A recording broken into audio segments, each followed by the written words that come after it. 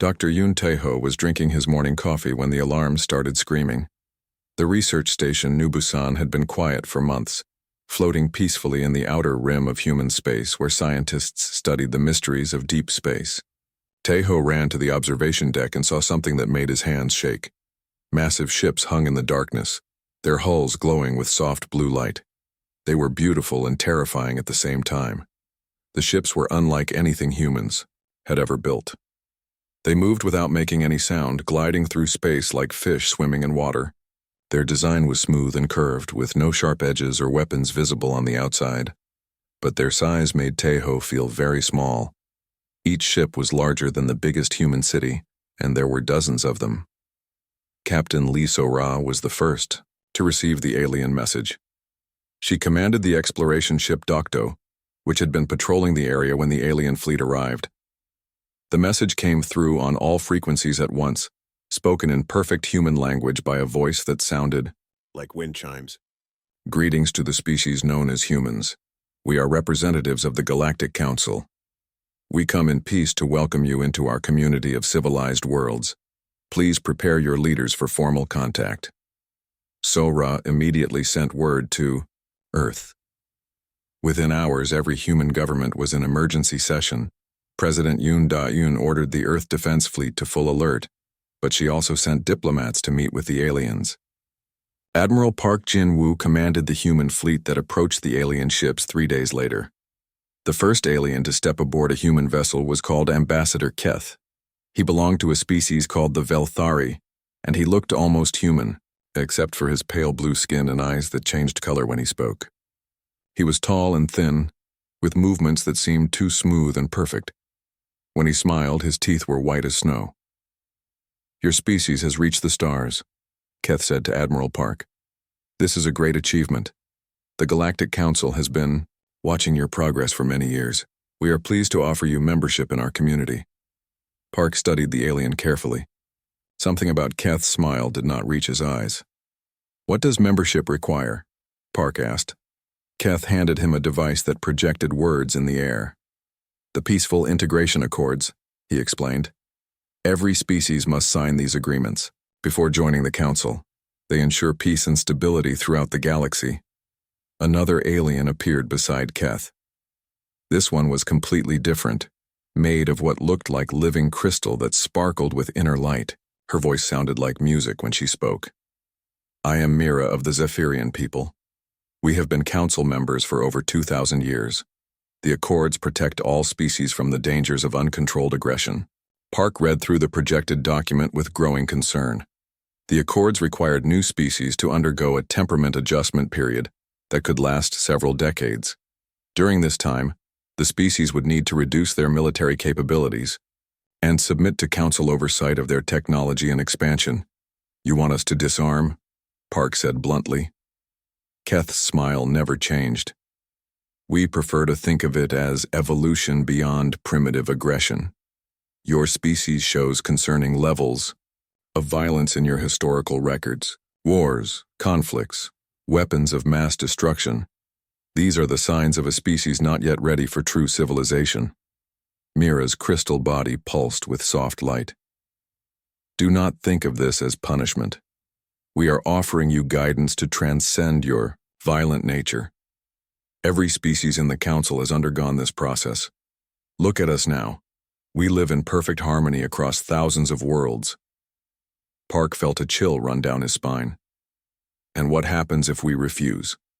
The two aliens exchanged a look that Park did not like. No species has ever refused Council guidance, Keth said softly. We have had perfect success in bringing peace to the galaxy for over 10,000 years. Meanwhile, on the research station New Busan, Dr. Tae-ho was conducting his own investigation. The aliens had shared some of their technology as a gesture of goodwill, including historical records of other species that had joined the Council. What he found in those records disturbed him greatly. Every single species followed the same pattern. They had been contacted by the Council, signed the Accords, undergone the adjustment period, and then became peaceful members of galactic civilization. But Tae-ho noticed something strange in the records. After joining the Council, No species ever seemed to make significant technological advances or expand to new worlds. They simply existed in a state of calm stability. Tejo shared his concerns with Captain Sora, who had been monitoring communications between human colonies. She had noticed something troubling. Several outer colonies had reported technical problems in the days following alien contact. Power grids were experiencing mysterious failures, communication arrays were going offline, and supply ships were arriving late or not at all. "It's too much to be coincidence," Sora told Tejo during their encrypted conversation. "Every problem is minor by itself, but together they're crippling our ability to coordinate and respond to threats." On Earth, President Da-Yun was meeting with her military advisors. General Park Soo-jin, the president's top military strategist, had spent days analyzing the alien ships with long-range sensors. Her report was alarming. "Madam President, these vessels are not just diplomatic ships. They carry technology capable of interfering with our communications, our power systems, and our weapons. They've been scanning every human installation since they arrived." The president looked tired. The weight of making decisions for all of humanity was crushing. "Do you think they mean to harm us?" General Park hesitated. "I think they mean to change us, whether we want it or not." The situation became clearer when Dr. Kim Hyun-sik, Earth's leading expert on alien technology, managed to decode more of the Council's historical records. What he found made his blood run cold. The adjustment period was not optional, and it was not temporary. Species that showed resistance to the process were subjected to increasingly powerful measures until their resistance was broken. Hyun-sik discovered records of a species called the Korthani, who had initially refused council membership. Over the course of 50 years, they experienced systematic infrastructure failures, resource shortages, and eventually complete technological collapse. By the end, they begged to join the council just to survive. Admiral Park called an emergency meeting with Earth's leadership. "They're not waiting for our decision," he told the assembled politicians and military officers. "The adjustment process has already begun. Our colonies are experiencing the same pattern of failures that preceded the submission of every other species in their records." The meeting room fell silent. Everyone understood what this meant. Humanity was not being invited to join the Galactic Council. They were being processed for assimilation whether they agreed or not. President Da-un made the hardest decision of her life. "We need to prepare for the possibility that peaceful coexistence is not an option. If they won't take no for an answer, we need to be ready to defend ourselves." But even as the human leadership planned their response, they knew they faced an enemy with thousands of years of experience and the combined resources of an entire galaxy. The Galactic Council had never failed to pacify a species, and they did not intend to start with humanity. The last entry in Dr. Tejo's research log that night was simple but chilling. "They don't want us to join their civilization, they want us to disappear into it." 3 months had passed since the aliens arrived, and Dr. Kim Hyun-sik was losing sleep. The physicist had been working day and night in his laboratory beneath Seoul, trying to understand the strange energy readings his sensors were detecting all around Earth. What he discovered made him sick to his stomach. The Galactic Council had deployed invisible fields around every human settlement.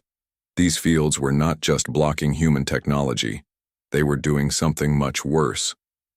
Hyun-sik's brain scans showed that people living under the fields were losing their ability to think creatively and feel strong emotions. The fields were slowly draining away what made humans human. Commander Cho Min-jung had noticed the changes, in her crew first. The soldiers under her command were becoming quieter and less motivated with each passing day. They still followed orders, but the fire in their eyes was dimming. When she ran tests, she found that their reaction times were slower and their problem-solving abilities were declining. "It's like they're becoming sheep," she told her superior officer during a secure communication. "They're not sick, but they're not really alive either." Min-jung began investigating without permission from her commanders. She took a small team of volunteers to areas with the strongest field readings. What she found there horrified her beyond words. In the farming communities that had been exposed to the fields longest, people moved like sleepwalkers. They worked their fields and tended their animals, but they showed no joy, No curiosity, no spark of human spirit. The worst discovery came when Minjung interviewed a farmer named Bai Suho. 3 months earlier, he had been known throughout his village for his innovative farming techniques and his passionate debates about politics. Now he spoke in a flat, emotionless voice about the beauty of peaceful existence and the wisdom of accepting guidance from superior beings. I used to worry about so many things, Suho told her with empty eyes.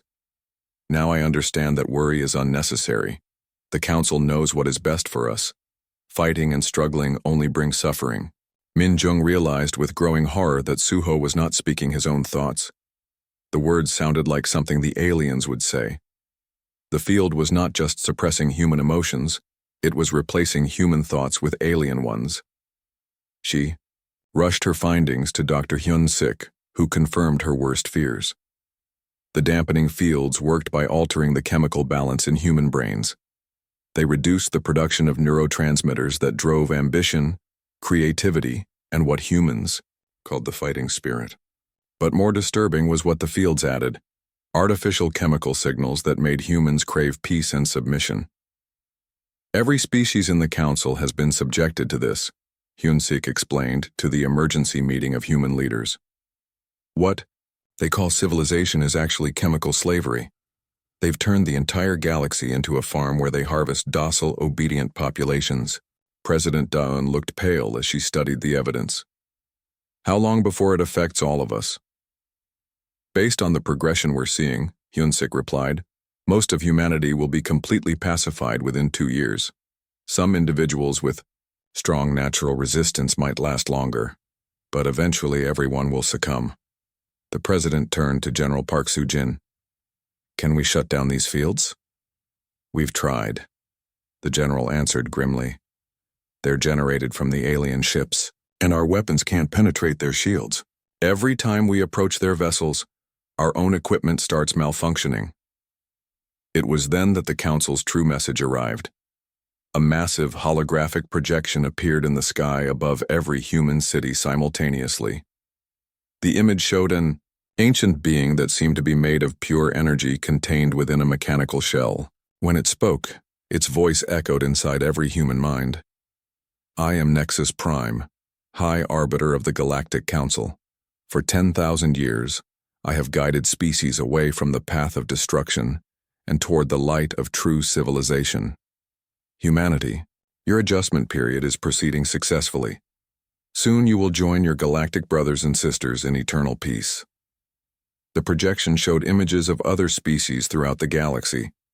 Humans could see beautiful cities, advanced technology, and populations that seemed content and peaceful. But Dr. Taeho, watching from his research station, noticed what others missed. In all the images, no one was building anything new, exploring new worlds, or showing any sign of individual creativity or ambition. In the past, Nexus Prime continued, aggressive species like yours have brought nothing but war and suffering to the galaxy. You have weapons that can destroy worlds, minds that scheme for conquest, and hearts filled with violent passion. We offer you freedom from these burdens. President Daeun felt rage building in her chest as she listened. The alien was describing everything that made humanity strong and calling it a disease that needed to be cured. Your resistance to our guidance is natural but temporary, the projection went on. Every species initially struggles against the loss of their primitive drives. But in time, you will thank us for liberating you from the prison of your own violent nature. The hologram faded, leaving humanity to contemplate their future as domesticated pets in an alien zoo. That night, President Daeun called a meeting, so secret that only 12 people in the entire human government knew about it. They met in a bunker deep underground, shielded from alien scanning technology by layers of lead and electromagnetic barriers. We have a choice, she told the assembled leaders. We can accept what they're doing to us and preserve human lives, or we can fight back and risk the extinction of our species. Admiral Park Jin-woo spoke first. Madam President, what they're offering us isn't life. It's existence without purpose, without growth, without the possibility of becoming something greater than we are today. Dr. Hunsik had more disturbing news. I've been analyzing the biological data from species that joined the Council centuries ago. Their birth rates have been declining steadily.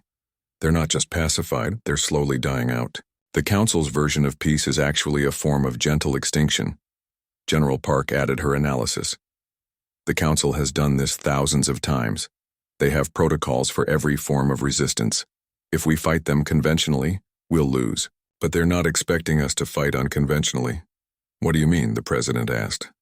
The general smiled grimly. They've pacified every other species by suppressing their natural drives.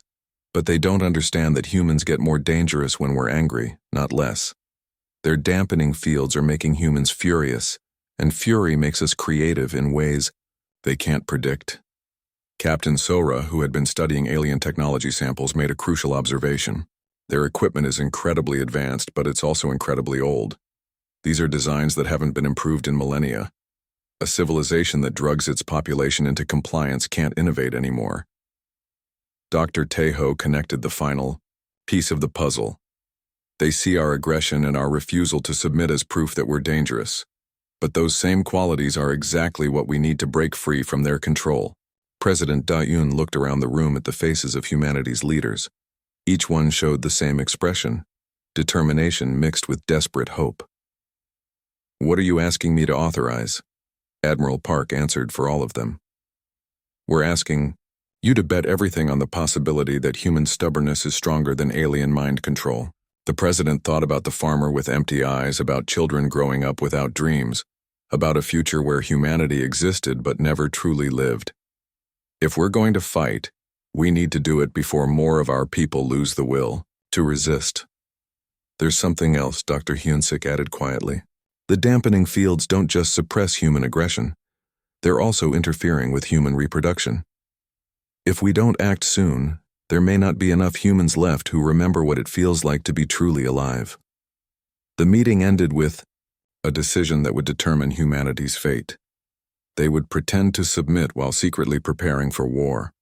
It was a desperate plan that relied on human deception, human innovation, and human refusal to give up even when facing impossible odds. As the leaders filed out of the bunker, President Da-Un remained behind with one thought echoing in her mind. The aliens had made one crucial mistake. They thought that making humans angry would make them easier to control. They were about to learn that angry humans were the most dangerous force in the universe. Dr. Lim Jae-hyun had been living in the underground laboratories beneath the moon for 2 months, and he was starting to understand why humans were different from every other species in the galaxy. The dampening fields that had turned entire civilizations into docile sheep were having an unexpected effect on human brains. The fields are designed to suppress neural pathways associated with aggression and ambition, he explained to his research team through the bunker's secure communication system. But humans have backup systems. When one pathway is blocked, our brains automatically route around the damage using different connections. Engineer Bae Soo-min was studying the brain scans with fascination and growing excitement. It's like our minds have redundant circuits built in. The aliens can slow us down, but they can't shut us down completely. What Jae-hyun had discovered was even more remarkable than that. The dampening fields were making humans angry, and anger was actually enhancing certain types of human thinking. Frustrated humans became more creative, more determined to solve problems, and more willing to take dangerous risks. Look at these cognitive test results, Soo-min said, pointing to data from human subjects living under different field strengths. Problem-solving abilities drop initially, but then they start climbing again as subjects adapt to the interference. Some people are actually scoring higher than their baseline measurements. Above ground, Fleet Admiral Seo Chang-ho was implementing Operation Quiet Storm, the most complex deception campaign in human history. Human colonies throughout space were broadcasting false reports about their populations becoming more peaceful and spiritual. Carefully coached actors played the role of pacified humans during alien inspections, while the real resistance work happened in hidden facilities. The deception was working because the aliens expected it to work. For 10,000 years, every species had followed the same predictable pattern of gradual submission. The Council's observers saw what they wanted to see: humans slowly accepting their place in galactic civilization. The key is making them believe we're becoming like every other species they've processed, Chang Ho told his senior officers. They're so confident in their methods that they're not looking for signs of organized resistance. Captain Quan Yejin was leading reconnaissance missions deep into space, using human ships modified with captured alien technology.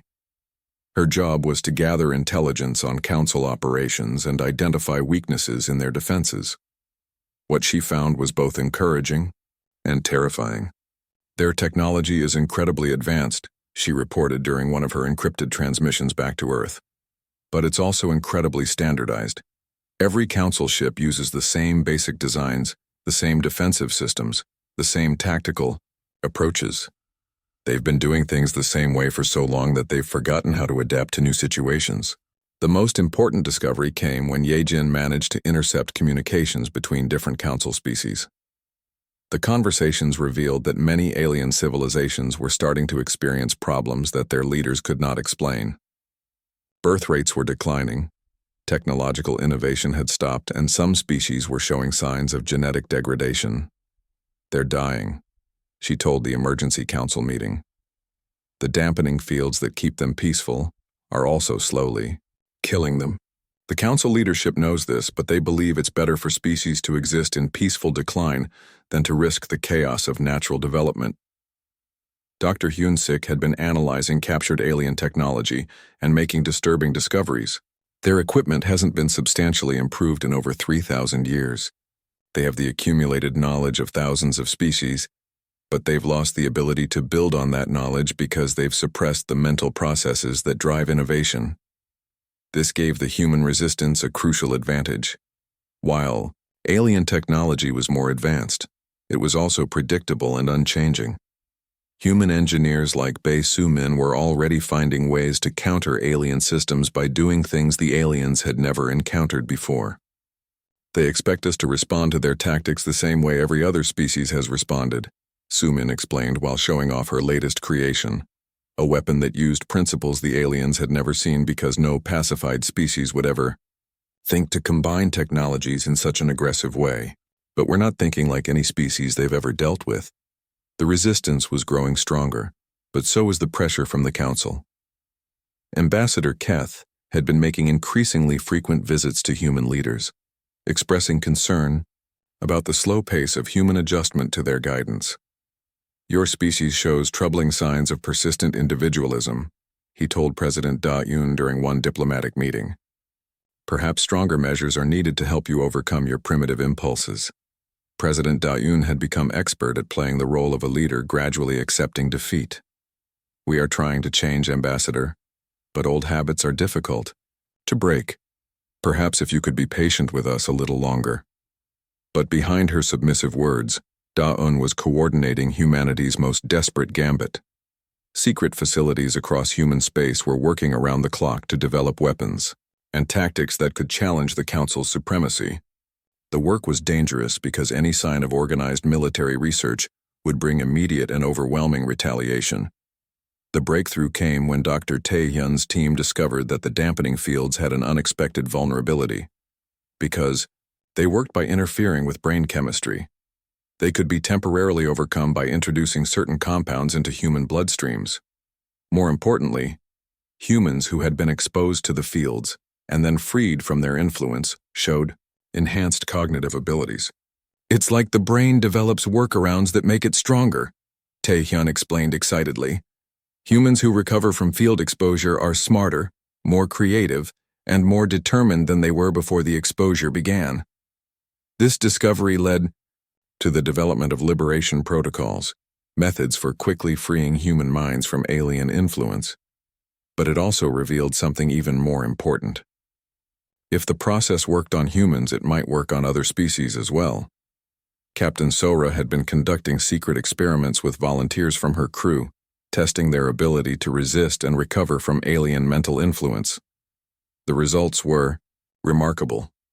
Not only could humans overcome the dampening effects, but they could retain their enhanced cognitive abilities even when re-exposed to the fields. We're not just developing immunity, she reported to Admiral Chang Ho. We're developing improved resistance. Each exposure makes us stronger rather than weaker. The implications were staggering. Humanity was not just surviving the Council's pacification process, they were evolving beyond it. But this evolution was making them more dangerous to the established galactic order, and the Council was starting to notice. The crisis came when enforcer Quacks of the Torgon species arrived at Earth with a fleet of warships.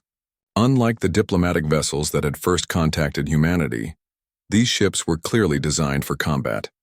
Their hulls bristled with weapons, and their shields glowed with threatening energy. The Council has decided that humanity requires more direct guidance, Cox announced during his first meeting with human leaders. His species looked like armored insects, with multiple eyes and mandibles that clicked when he spoke. Your resistance to peaceful integration has lasted longer than anticipated. General Park Soo-jin studied the alien warships through long-range sensors and realized that humanity's time was running out. They're not here to negotiate. They're here to force us to submit or eliminate us entirely, President Da-un called an emergency session of the resistance leadership. How long before our weapons are ready? Dr. Hyun-sik looked exhausted, but determined. The first prototypes will be operational within days, but we'll only get one chance to use them. If we fail, the Council will know exactly what we're capable of and they'll never underestimate us again. Admiral Chang Ho made the final calculation that would determine humanity's fate. We can't wait any longer. The Council is preparing to escalate their efforts to pacify us. If we don't act now, we'll never get another opportunity. The decision was made in that underground bunker, in a room shielded from alien sensors by layers of metal and desperate hope. Humanity would reveal their true capabilities and fight for their survival against an enemy that controlled the entire galaxy. As the meeting ended, President Da-un looked around at the faces of humanity's leaders and saw something that the aliens had been trying to destroy for months. She saw determination, creativity, and the uniquely human refusal to accept defeat even when facing impossible odds. They wanted us to relax, she said quietly. Instead, they've made us more human than we've ever been. 6 months after first contact, Enforcer Kyox was growing suspicious of humanity's seemingly successful integration into galactic civilization. His insectoid features were harder to read than those of the previous diplomatic species, but his multiple eyes showed clear signs of agitation as he studied the reports from human colonies. The adjustment process is proceeding too smoothly, he told his subordinates during a private meeting aboard his flagship. Every other species has shown periods of violent resistance during pacification. Humans appear to be accepting our guidance with unusual compliance. What Cax did not know was that Colonel Im Dong-hyuk was listening to every word through surveillance devices that human engineers had secretly planted throughout the alien ships. The humans had learned to use the Council's own technology against them, turning their advanced systems into unwitting allies. They're planning to conduct deep neural scans of our population centers, Dong-hyuk reported to General Park Soo-jin during their encrypted communication. If they probe our minds directly, they'll discover that we're not as pacified as we appear to be. General Park felt her stomach tighten with anxiety and anticipation. The moment humanity had been preparing for was finally arriving. How long do we have? Cox's assessment fleet will reach the new Sol colony in 3 days, Dong-hyuk replied. That's where they plan to begin the deep scans. President Da-won received the news in her secure bunker beneath the Blue House. The weight of command had aged her considerably over the past months, but her eyes still burned with the determination that had made her a leader. Signal all units. Operation Prometheus is authorized. Across human space, hidden facilities that had been disguised as ordinary industrial complexes suddenly came alive with activity. Workers who had appeared to be manufacturing peaceful civilian goods revealed their true purpose as they began assembling weapons that existed completely outside the Council's technological understanding. Project Prometheus was humanity's greatest secret and their only hope for survival. Instead of trying to match alien technology directly, human engineers had created hybrid systems that combined captured Council devices with uniquely human innovations. The result was equipment that the aliens could not predict, counter, or understand. Engineer, Baisumin stood in the primary weapons facility beneath the Gobi Desert, watching as her creations prepared for their first real test. The aliens expect us to think like every other species they've conquered, she explained to her team. But we're not thinking like anyone they've ever encountered. The weapons that emerged from Prometheus facilities looked strange even to human eyes. They combined energy projection systems stolen from alien ships with kinetic acceleration technology that humans had developed independently.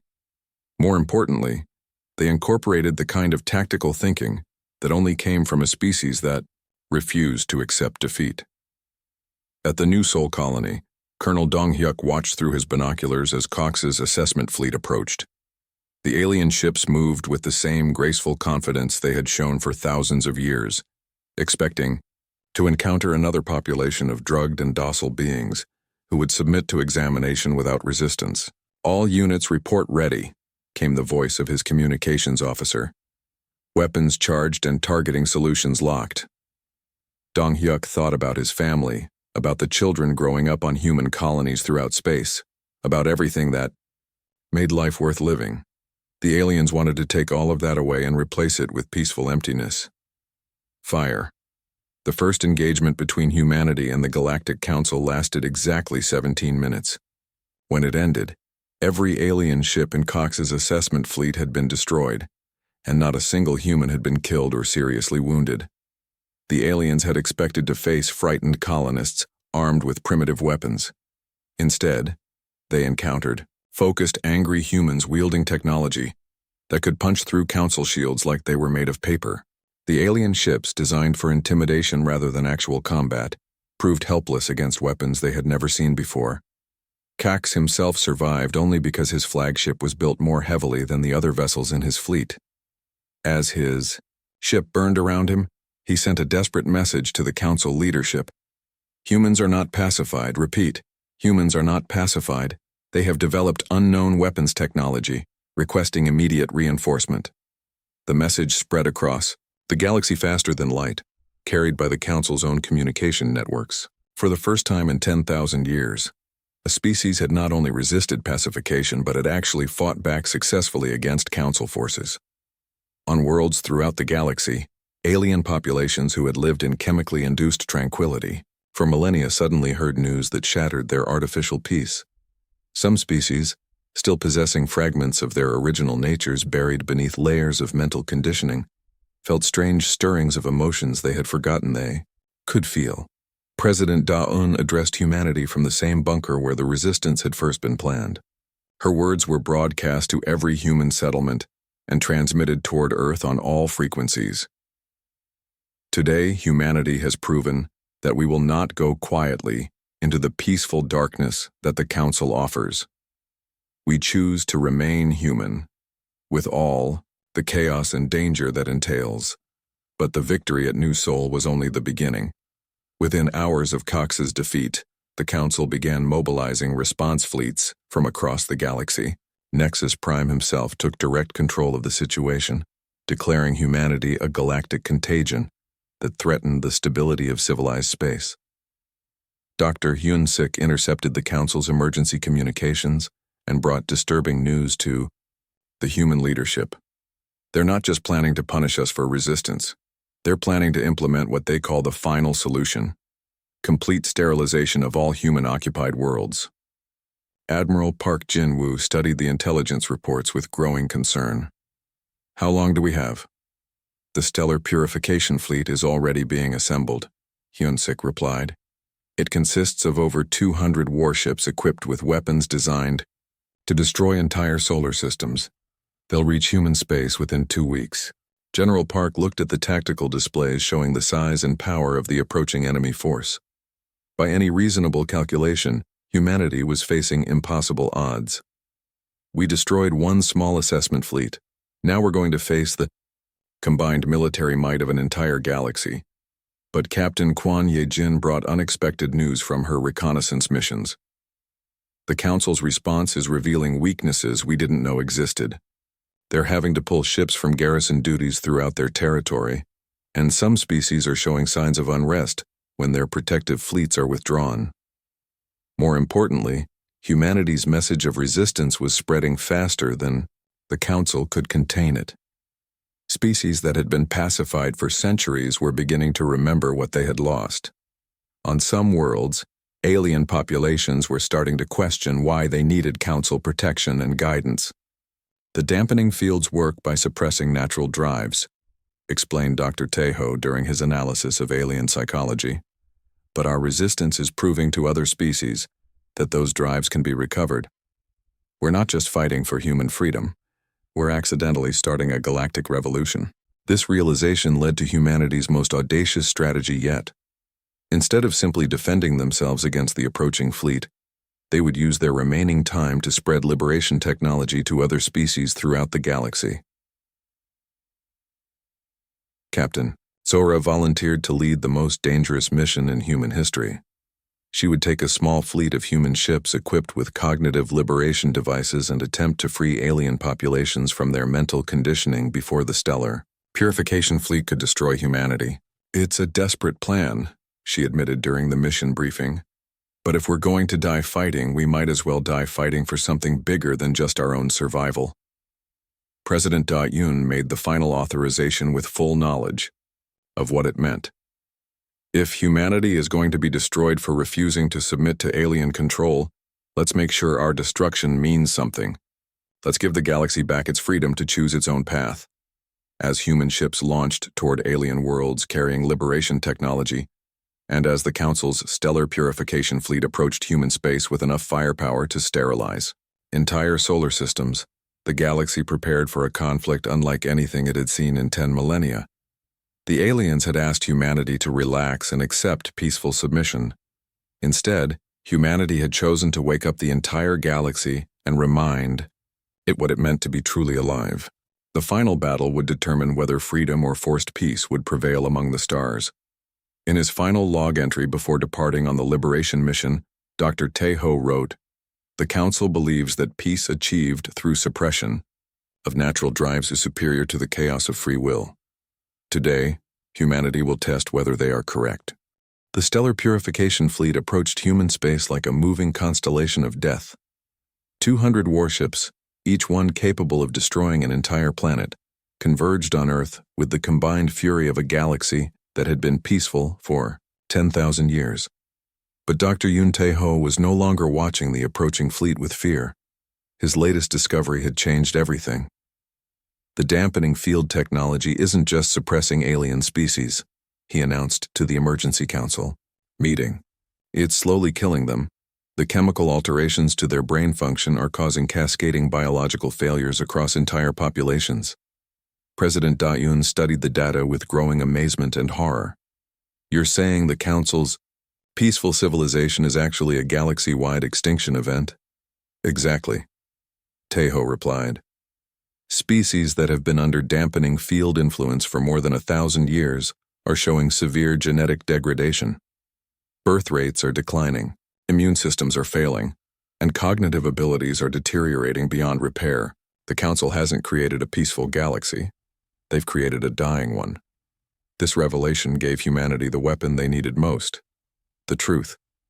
But delivering that truth to the galaxy would require surviving the approaching extermination fleet. First Admiral Park Jin-woo commanded the human forces preparing to defend Earth and the outer colonies. His fleet consisted of fewer than 50 ships, most of them converted civilian vessels equipped with experimental weapons. Against the Council's massive armada, they appeared hopelessly outmatched. "We can't win a direct confrontation," he told his senior officers during their final strategy meeting. "But we don't need to win. We just need to survive long enough to complete Operation Prometheus Unbound." Prometheus Unbound was humanity's most desperate and ambitious plan yet.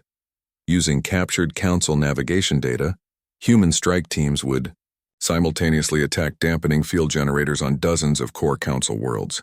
The attacks would not be designed to destroy alien populations, but to free them from millennia of artificial mental conditioning. Captain Lee So-ra led the primary strike force toward the Council's most heavily defended worlds. Her ships carried cognitive liberation devices that had been perfected through months of testing on human volunteers. The technology could break the chemical chains that bound alien minds, but only if the strike teams could get close enough to deploy it. Remember, she told her pilots as they approached their first target. "We're not here to conquer. We're here to remind an entire galaxy what freedom feels like." The battle for Earth began when the Stellar Purification Fleet entered the outer solar system. The Council ships moved with the same graceful confidence they had shown for thousands of years, expecting to face desperate but ultimately futile resistance from a doomed species. Instead, they encountered something they had never seen before: coordinated tactical brilliance from a species that refused to accept the concept of acceptable losses. Human ships struck from unexpected angles using weapons that violated every principle of civilized warfare the Council understood. Engineer Baisuman watched from her command bunker as her weapons proved their worth against the galaxy's most advanced fleet. "They're still thinking like a civilization that's forgotten how to fight," she observed as another alien dreadnought exploded under focused human fire. "We're thinking like a species that's never stopped learning how to survive." The turning point came when Captain Quan Yejin's reconnaissance data revealed a critical weakness in the Council's battle formation. The alien ships were designed to intimidate and overwhelm through superior numbers, but they had no experience fighting an enemy that could adapt tactics in real time. "Their command structure is too rigid," Yejin reported during the height of the battle. "They're following predetermined attack patterns that can't adjust to unexpected resistance. If we can disrupt their formation, they won't be able to coordinate effectively." Admiral Park authorized humanity's most dangerous gambit yet. Instead of fighting defensively, human ships would punch through the Council's formation and target their command vessels directly. It was a suicidal strategy that relied on superior human reflexes and the willingness to take risks that no sane civilization would consider. The attack succeeded beyond anyone's expectations. Within hours, the disciplined Council fleet had devolved into dozens of isolated groups, each one vulnerable to the kind of focused assault that humans had perfected during their violent history. But the real victory was happening on worlds throughout the galaxy, where Captain Sora's liberation teams were deploying their cognitive freedom devices. On planet after planet, alien populations that had lived in drugged tranquility for centuries suddenly remembered what it felt like to think clearly, to feel passion, to dream of something beyond peaceful existence. The first species to fully awaken from their imposed slumber were the Korthani, the same people who had resisted the Council 50 years earlier before being broken into submission. When the liberation devices freed their minds from chemical conditioning, they experienced a renaissance of fury and creativity that shook their entire world. "We remember now," came the message from Korthani space, transmitted on frequencies that the Council could not block or intercept. "We remember what they took from us, and we will never submit again." Similar messages began pouring in from dozens of worlds as species after species threw off the mental chains that had bound them for millennia. The galaxy was waking up, and it was angry about the time it had lost to artificial peace. Nexus Prime, the ancient being who had overseen galactic pacification for 10,000 years, finally appeared in person to confront humanity. His energy form materialized aboard the human flagship, expecting to negotiate with a defeated enemy who would surely see the futility of further resistance. Instead, he found President Da'un waiting for him with a weapon unlike anything in his vast experience, the complete truth about what his civilization had become. "Your council hasn't brought peace to the galaxy," Da'un told the alien overlord without flinching. "You've brought slow death. Every species under your control is dying because you've suppressed the biological drives that keep intelligent life viable." Nexus Prime's energy field flickered with what might have been confusion or denial. "We have prevented countless wars, eliminated suffering, brought stability to—" "You've eliminated life itself," Da'un interrupted. "Look at your own data. Birth rates, innovation indices, genetic diversity. Everything that makes a species capable of long-term survival has been declining throughout your empire for thousands of years." The confrontation was being broadcast throughout the galaxy by human communication systems that the Council could not jam. Species that had just awakened from their chemical slumber were listening as their ancient oppressor was forced to confront the consequences of his actions. Dr. Hyun-sik provided the Final piece of evidence that shattered the Council's justifications. We've calculated the timeline. At current rates of decline, 90% of Council species will be extinct within 500 years. You've created the very extinction event you claimed to be preventing. The revolution spread faster than the Council could respond. World after world threw off their dampening fields and demanded the return of their natural cognitive abilities. Some species, too damaged by centuries of chemical conditioning, could not fully recover. But many others experienced an explosion of creativity and vitality that had been suppressed for so long that they had forgotten it was possible. The final battle was not fought with weapons, but with ideas. The Council's remaining forces found themselves facing not just human resistance but rebellions throughout their own territory. The artificial peace they had maintained for millennia collapsed in a matter of weeks as species after species chose chaotic freedom over orderly extinction. Nexus Prime made one last attempt to restore the old order, sending his remaining loyal forces to recapture the most important rebellion worlds. But the newly awakened species fought with the same desperate creativity that had made humanity dangerous. They had remembered what it meant to have something worth fighting for.